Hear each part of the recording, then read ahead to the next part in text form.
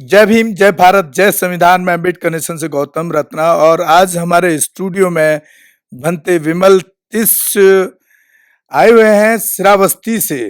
पूर्वाराम जो वहाँ बुद्ध विहार है उसके संस्थापक हैं, उसकी स्थापना उन्होंने की। तो वहाँ पर कुछ मनुवादी, ब्राह्मणवादी हिंदुओं द्वारा उस बुद्ध विहार पर जिसके संस्थापक भंते विमल तिस जी हैं, उस पर कब्जा करने की कोशिश की जा रही है।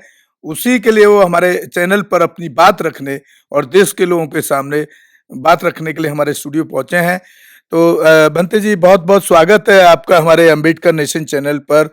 और ये जो आपने जो हमको अभी ऑफ कैमरा पूरी कहानी बताई, वो आप देश के लोगों को बताएं। और खास तौर से मैं उम्मीद करता हूं कि जो बहुजन समाज के लोग हैं, जो बाबा साहब भीमराव अंबेडकर की आइडियोलॉजी की बात करते हैं, 22 प्रतिज्ञा की बात करते हैं, बुद्धिज्म की बात करते हैं, उन लोगों तक बात पहुंचना चाहिए, ताकि वो जो बौद्ध विहार पर कब्जा हो रहा है, किस तरह की उसमें एक्टिविटी वो लोग कर रहे हैं कब्जा करने के लिए, उन तक पहुंच पाए और आपके साथ में वो लोग उस बुद्ध विहार को अपने कब्जे में लेने के लिए आपके साथ खड़े हों।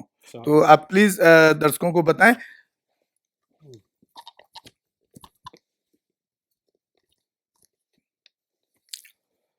आप सभी धर्म सहोदर सहोदरियों को भूर भूर मंगल मैत्री।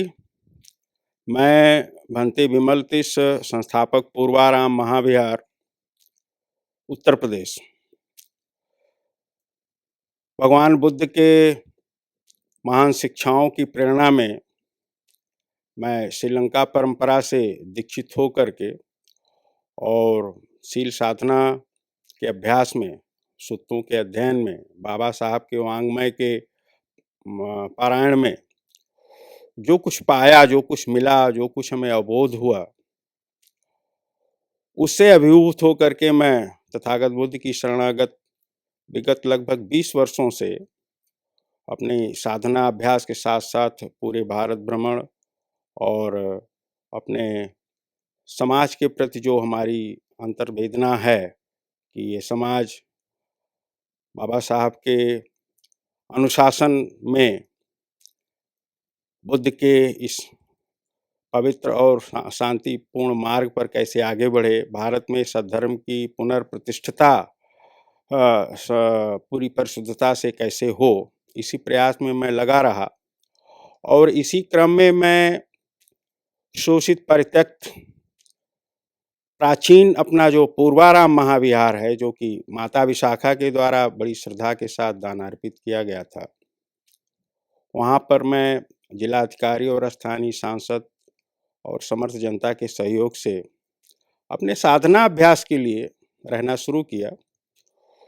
जिस समय वहाँ कुछ भी नहीं था और बहुत ही शोषित स्थान था और दूसरे धर्मों के लोगों का वहाँ पे पूरा आधिपत्य था, लेकिन मैत्री भाव से अपनी साधना इत्यादि करने के साथ साथ मुझे ये बोध हुआ कि ये तो प्राचीन बौद्धों का स्थान है। यहाँ भारतीय पुरातत्व सर्वेक्षण के द्वारा उत्खनन भी हो चुका है और उसमें ये प्रमाणित पाया गया है कि माता विशाखा के द्वारा दान अर्पित प्राचीन पूर्वाराम महाविहार है, जो कि कालांतर में विध्वंस हुआ और वर्तमान में भारतीय पुरातत्व विभाग ने भी स्थानीय कारणों से ही उसको अपनी संरक्षण लिस्ट में नहीं लिया और वो स्थानीय लोगों के हाथ में अब तक रहा, यानी कि लोकल जो रेवेन्यू है उसमें वो बंजर दर्ज है। रकबा कुल उसका 1 बीघा है और मौके पर संक्षिप्त थोड़ा सा खंडहर है जिसमें कि खंडित अशोक शिला है, जिसको कि स्थानीय हिंदू लोग शिवलिंग के रूप में पूजते आए हैं।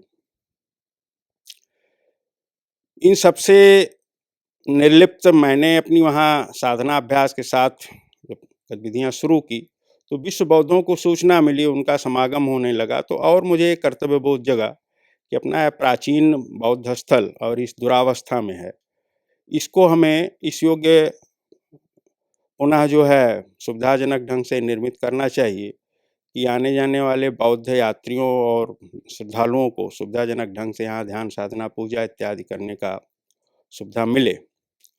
और जिसके साथ उन्हीं लोगों के सहयोग से वो आज की तारीख में स्थान परिपूर्ण रूप से विकसित है। वहाँ बिजली, पानी, पक्की सड़क, साधना कुटी, बुद्ध मंदिर इत्यादि सारी चीज़ें उपलब्ध हैं।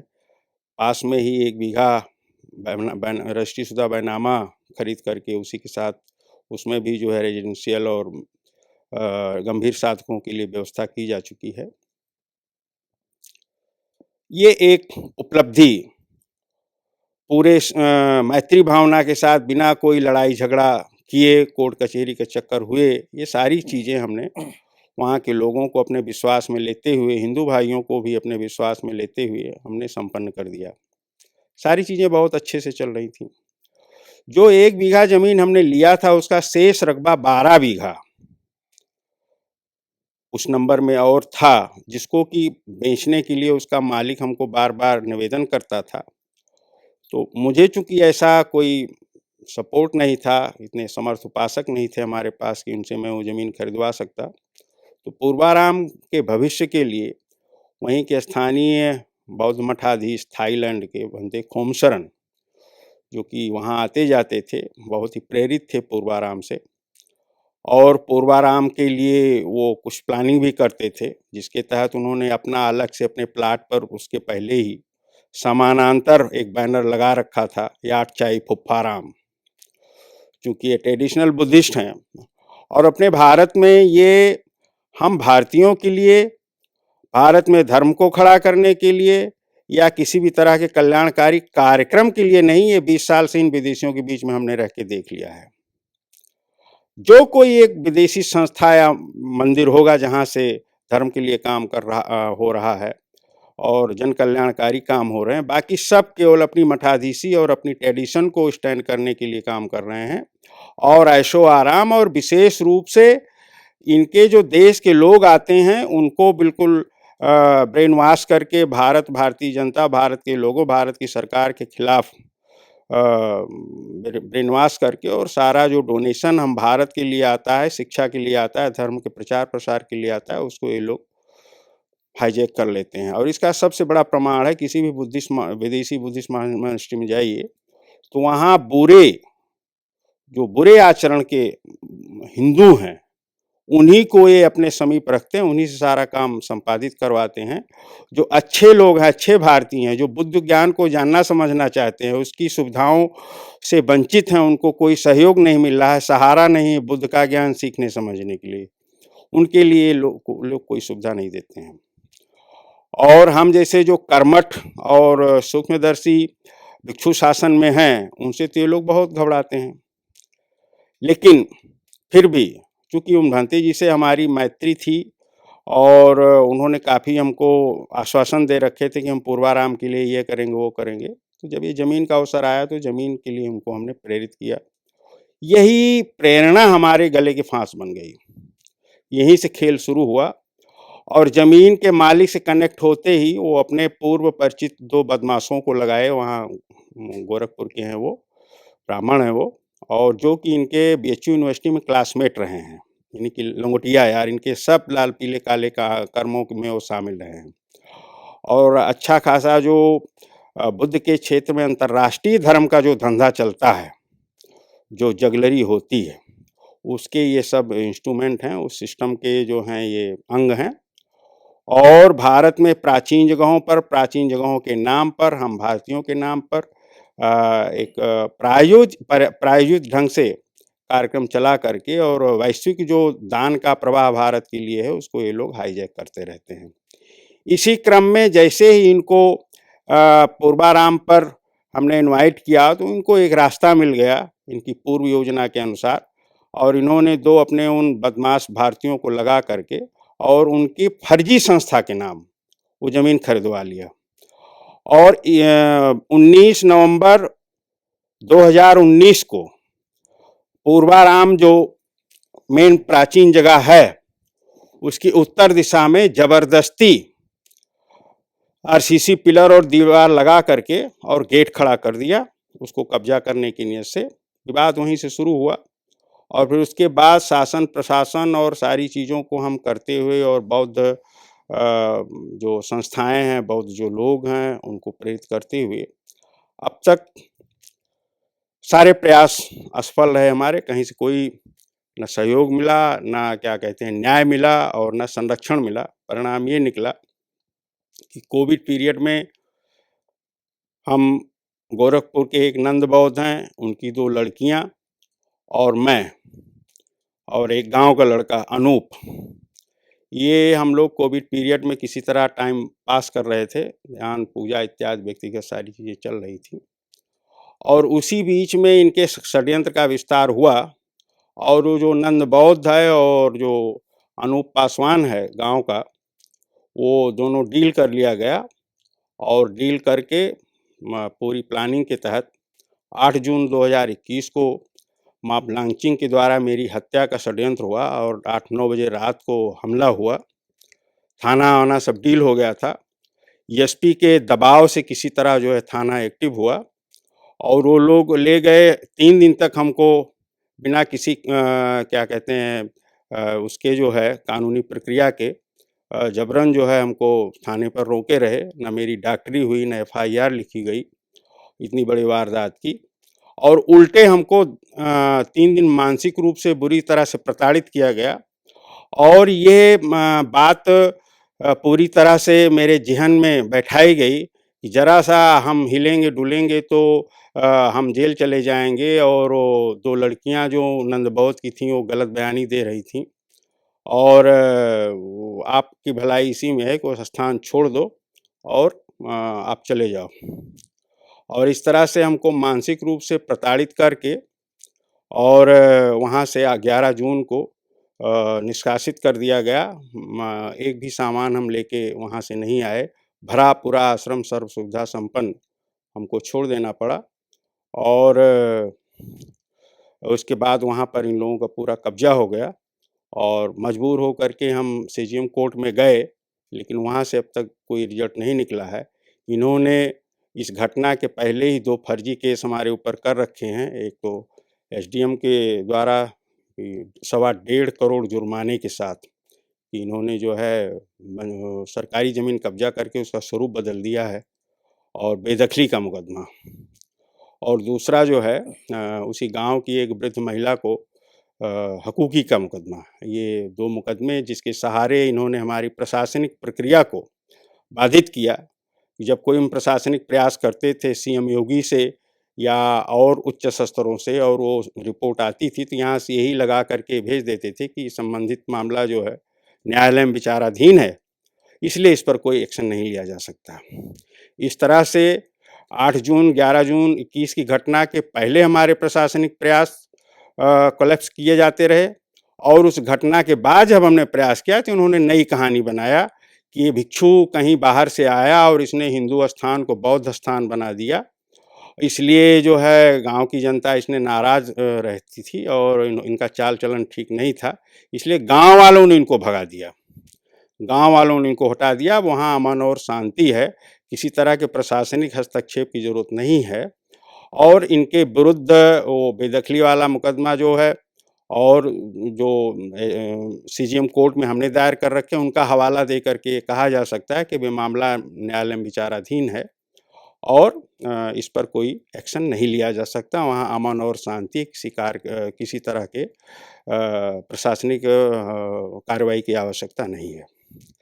कहने का मतलब ये है कि इसमें इस संपूर्ण घटनाक्रम में 4-5 बातें स्पष्ट होती हैं। पहला तो सबसे ये है कि विदेशी मिशनरियाँ जो बुद्ध के नाम पर भारत में काम कर रही हैं, उनमें से ज़्यादातर की नियति और उनके कर्म ना धर्म के पक्ष में है, ना अपने बहुजन समाज के पक्ष में है।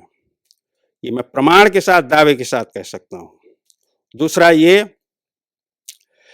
कि जितने भी तरह के बुद्ध धर्म की विरोधी शक्तियां हैं, चाहे कोई धर्म संप्रदाय के नाम पे हो, चाहे कोई व्यक्ति हो, उनके साधन और उनके दबाव में हमारे बहुजन समाज के लोग ही ना तो सत्य पर खड़े हो पा रहे हैं और ना न्याय के पक्ष में खड़े हो पा रहे हैं। इस घटना में जो स्थानीय सांसद है विनय कुमार पांडे, वो एक ऐसी निर्णायक अथॉरिटी रही हैं वहाँ पे, क्योंकि उनके मौजे का मामला बनता है और उनका आज के भी समय पे दावा है कि मौजा गुग्गुलपुर में उनके अलावा और कोई क्या निर्णय दे सकता है, यानी कि पूरी सामंती विचारधारा और संस्कार के हैं वो, और सामंती विचारधारा में ही वो गांव उनके पैरों तले रहा है, जिसमें कि सर्वाधिक एससी एसटी ओबीसी की संख्या है, और वो सब आज भी उनके सामने मुंह नहीं खोलते हैं। और जो अंतिम रिपोर्ट लगी है उसमें सीधे सीधे गांव वालों को ही ढाल बनाया गया है कि ये गांव वालों ने इनको हटाया है, न कि किसी षड्यंत्र के, नहीं, जन भावना को, यानी कि हमारा जो प्रजातांत्रिक जो स्वरूप है उसको ढाल बनाया गया। अर्थात इसमें इन भूमाफियाओं ने, उस स्थान को कब्जा करने वालों ने, जिनके की एक सामूहिक हित केवल लोभ है, न राष्ट्र हित है, न धर्म हित है, न जनहित है, वो भंते जो खोमसरन इनको फाइनेंस सपोर्ट कर रहा है, डीलिंग दे रहा है, उसका ये धन पे उनका लक्ष्य ये है कि इसको ब्रांडिंग करके दानों सालों साल जो है करोड़ों दान वसूलेंगे। और जो उनके जो दो साथी लगे हैं उनका अपना व्यक्तिगत लक्ष्य ये है कि पूर्वाराम को कब्जा करके भंते को जब हम करोड़ों में सौंप देंगे तो इसके बदले वो वहीं श्रावस्ती में ही दूसरा एक प्लाट है भंते खोमसरन थाईलैंड का, उसको एक्सचेंज करके वहाँ गेस्ट हाउस बनाएंगे। और स्थानीय सांसद जो उसमें लगे हुए हैं उनको ये धन का लोभ है कि सालों साल इनसे डीलिंग मिलेगी, और 10-20-40 लाख जो है इतने जो प्रकरण हुआ इसमें भी डीलिंग मिली।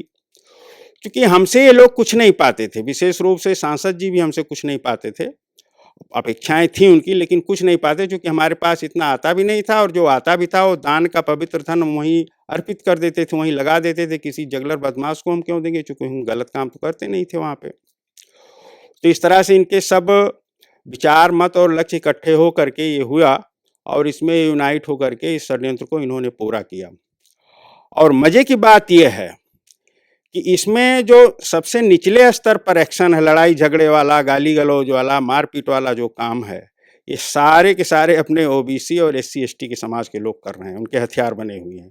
दारू मुर्गा मिल जाता है या उनको और कोई लोभ मिल जाता है, या जैसे नंद बौद्ध और ये लोग जो थे इनको ये जो है लॉलीपॉप दिया गया कि इस पर तुम्हारा कब्जा हो जाएगा। तो इस तरह से ये अपने अपने लोभ लाभ के कारण ये सारे षड्यंत्र के अंग बने और इस षड्यंत्र को पूरा किया।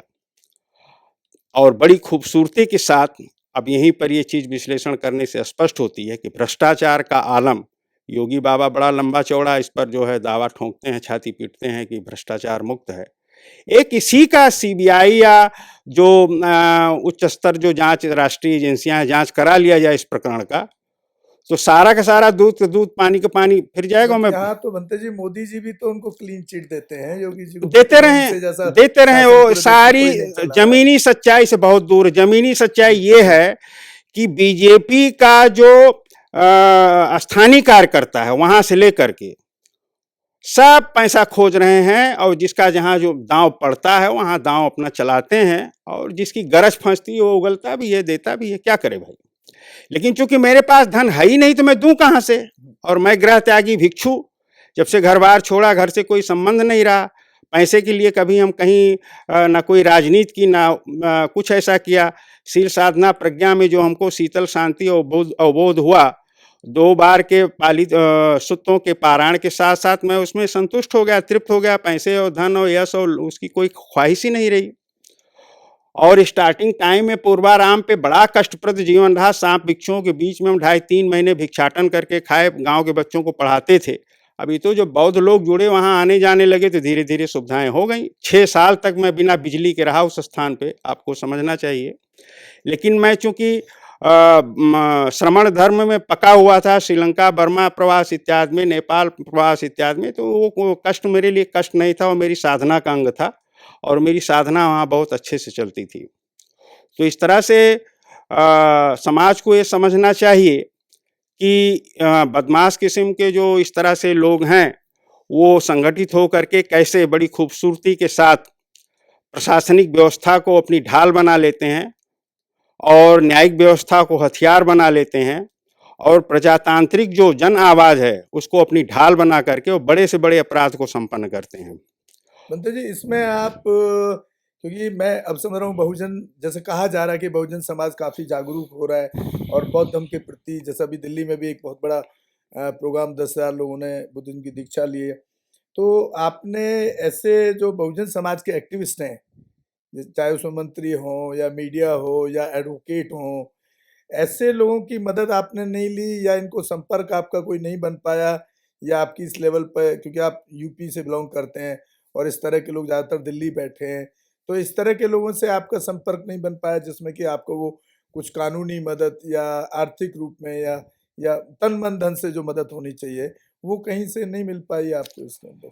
हमें इस प्रकरण में जो सबसे बड़ी जो ठेस पहुँची, जो सबसे बड़ा दुःख पहुँचा, वो ये नहीं है कि पूर्वाराम हमसे छीन लिया गया या वहाँ जो हमने संपत्ति इकट्ठा थी वो हाथ से चली गई, या हमारा जो भविष्य था वहाँ पे सुरक्षित वो हमारा फिर से खतरे में पड़ गया। इसके लिए मैं कदापि दुखी नहीं हूँ।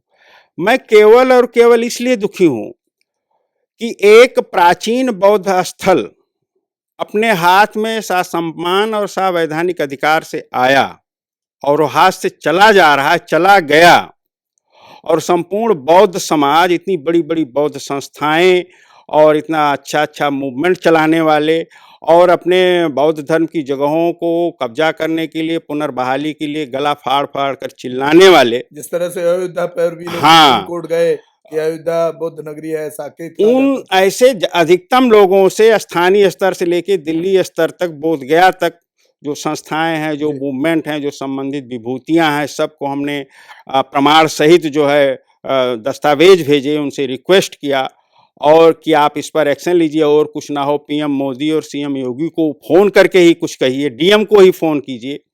लेकिन बड़े दुख के साथ कहना पड़ रहा है कि उनके अपने अपने कारणों से ऐसा किसी ने कोई भी आज तक सहयोग नहीं किया है। और स्थानीय स्तर पर अपने सांसद भी हैं वर्मा जी, तो वो, और चाहे जिस भी पार्टी का सांसद विधायक हो, वो विनय कुमार पांडे सांसद जी जो हैं, जो परंपरागत सामंतवादी हैं और बहुत ही वहाँ के एक तरह से अति प्रभावशाली व्यक्ति हैं, उनके सामने कोई उस मौजे के विषय में जरा सा भी बोलना नहीं चाहता, चाहे वो मीडिया हो, चाहे दूसरे पार्टी के लोग हों, चाहे किसी दूसरे धर्म का लोग हो। वो उनका अघोषित जो है एक रुतबा है कि वहाँ उसके संबंध में जो उनका निर्णय होगा वही होगा, और ऊपर से पैसा, इसमें धुआंधार धन चला है। गांव के जो लोग उसमें हो हल्ला करने वाले, वहाँ से लेकर के और लखनऊ सीएमओ तक पैसा इसमें चला है।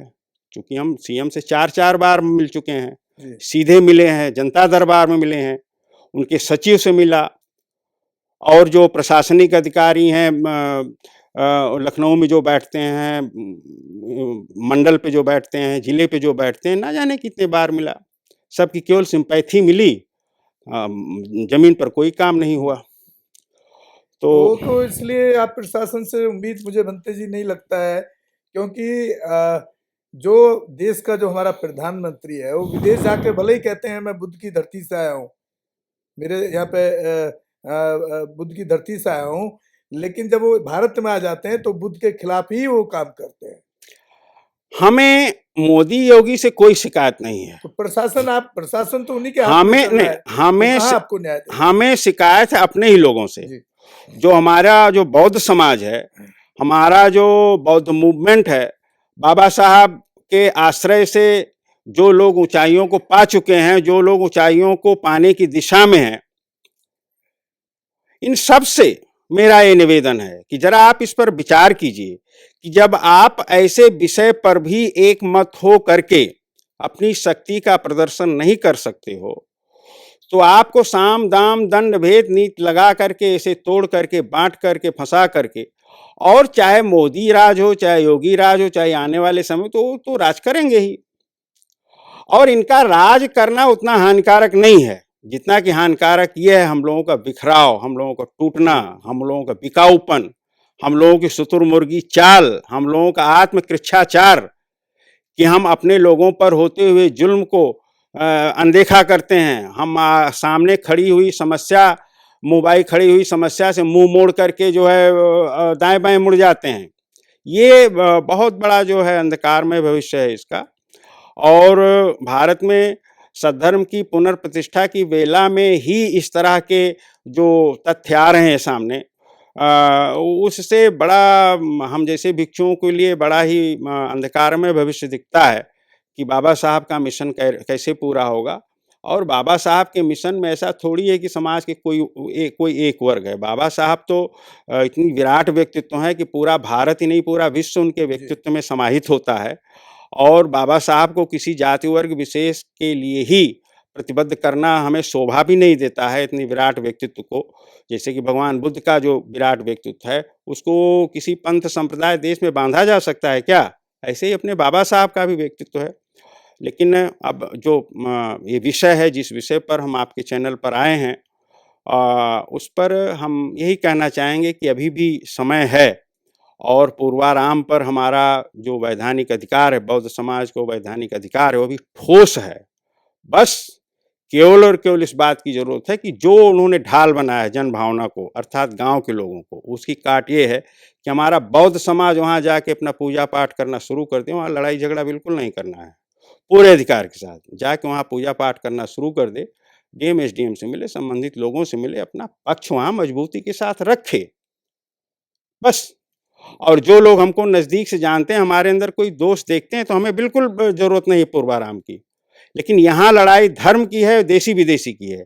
वहाँ हिंदू धर्म के नाम पर जो लोग इतना बड़ा दुष्चक्र चलाए, वो ऐसा नहीं कि वो हिंदू धर्म के बड़े हितैषी हैं। वो केवल अपना धर्म का धन कमाने का एजेंडा सिद्ध करने के लिए हिंदू धर्म और स्थानीय जनता को यूटिलाइज कर रहे हैं। ठीक है ना? तो इतने से ही आप अपने अधिकार से डट जाओ, सारा झगड़ा वहाँ खत्म हो जाएगा और इसमें कुछ करना ही नहीं। इसी के साथ-साथ अपने जो हमारे अंबेडकर नेशन के जो चैनल के जो संस्थापक हैं, इन्होंने हमको अवसर दिया, गौतम रतन जी, हम इनके कृतज्ञ हैं, आभारी हैं। और इतने बड़े राष्ट्रीय स्तर की समस्या और धर्म और बहुजन समाज के हित की बात को रखने का जो अवसर दिया, इसके लिए मैं अपना आभारी हूँ, कृतज्ञ हूँ। इनको बहुत-बहुत साधुवाद, मंगल मैत्री। और आप सभी श्रोताओं और संवेदनशील धार्मिक लोगों को भी बहुत-बहुत मंगल मैत्री। और पुनः ये निवेदन कि पूर्वाराम संभालिए। पूर्वाराम विश्व में एक ही है, कोई दूसरा नहीं है, जो कि आपका है, अपना है और जिसके पीछे सद्धर्म की पवित्र पुनर्प्रतिष्ठा और आने वाले वंशजों को एक बहुत बड़ी प्रेरणा और बहुत बड़ा आधार मिलने वाला है। इसी के साथ नमो बुद्धाय, जय भीम, सबका मंगल हो। तो साथियों, आप सुन रहे थे अभी भिक्खु भंते विमल तिस्स जी को, जो श्रावस्ती से हमारे यहाँ स्टूडियो पहुंचे हैं दिल्ली, और उनका दर्द आपने सुना कि एक जो हमारा ऐतिहासिक बौद्ध विरासत है हमारी, जो वहाँ एक बौद्ध विहार है, वो भी बहुत पुराने टाइम की एक विरासत है, उसको बचा के रखने के लिए खास तौर से जो बाबा साहब के अनुयायी हैं या बुद्ध के, तथागत बुद्ध के जो अनुयायी हैं, उनको आगे निकल के आना चाहिए और भिक्खु विमल तिस्स जी के साथ कंधे से कंधा मिला करके इसमें उनका साथ देना चाहिए। तब क्योंकि एक हमारे साथ समाज के साथ एक बड़ी विडंबना है कि बहुजन की बात करता है, बाबा साहब की बात करता है। जब हम बौद्ध धर्म की बात करते हैं तो वो कहीं आगे, बहुत आगे चलता हुआ नहीं दिखाई देता है। तो इसमें बहुत जरूरत है कि एक बौद्ध विरासत को बचाने के लिए लोग आगे आए, तन मन धन से। अगर वहां जाना पड़े तो वहां जाएं, या जो सक्षम लोग हैं वो पैसे से भी मदद कर सकते हैं, आर्थिक भी कर सकते हैं, वहाँ के प्रशासन पर दबाव डाल सकते हैं, ताकि जो पूर्वाराम, जो बुद्ध विहार है, जो विरासत है उस टाइम की, उसको बचाया जा सके। मैं पुनः अपील करना चाहता हूँ कि आप जरूर उनके साथ खड़े हों, तभी जा करके इसमें कुछ हम जीत की उम्मीद कर सकते हैं।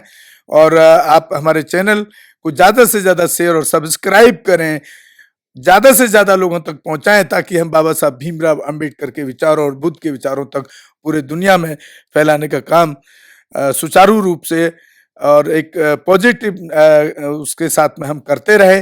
और दूसरा हम जिस तरह से हम बहुजन समाज को न्याय दिलाने के लिए भी हम काम करते हैं। तो जब इस तरह के लोगों तक जब हमारे चैनल की बात पहुंचेगी तो वो लोग हमें अपनी समस्या को बताएंगे, जहाँ-जहाँ जिस तरह से हमारे बहुजन समाज के ऊपर अत्याचार, महिलाओं के ऊपर शोषण पूरे देश में होता है। रोको मत, हमें टोको मत, हमें आगे बढ़ते जाना है। जय भीम का नारा लगाना है, जय भीम का नारा लगाना है। जय भीम, जय भीम। अंबेडकर नेशन चैनल आर्थिक समस्या से गुजर रहा है। अगर आप बहुजन समाज में बाबा साहेब अंबेडकर और तथागत बुद्ध की विचारधारा को अधिक से अधिक लोगों तक पहुंचाना चाहते हैं तो हमें आर्थिक सहयोग प्रदान करें, ताकि हम अपने चैनल के माध्यम से देश विदेश में समता, बंधुता, एकता और संवैधानिक अधिकारों को ज्यादा से ज्यादा लोगों तक पहुंचा सकें। आप अपनी सहायता राशि नीचे लिखे खाते में जमा करा सकते हैं। खाता धारक गौतम रत्ना, खाता संख्या 316957686551, IFSC कोड SBIN 0060336, बैंक भारतीय स्टेट बैंक।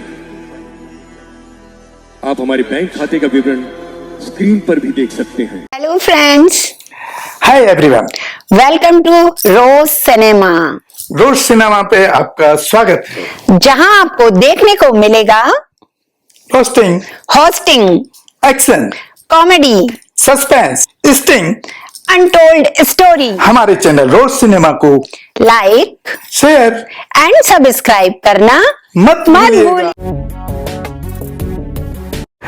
मैं गौतम रत्ना आपका बहुजन फिल्म प्रोडक्शन में स्वागत करता हूं और आप हमारे प्रोडक्शन हाउस के अंदर अपना कैरियर बना सकते हैं as a film director, as a producer and actor and actress and editor and cinematographer also. अगर आपको फिल्म से रिलेटेड कुछ भी प्रोजेक्ट आपको बनवाना है तो हमारे पास में पूरा सेटअप है, जिसमें फिल्म कैमरा है, शूटिंग लाइट्स है और एडिटिंग है।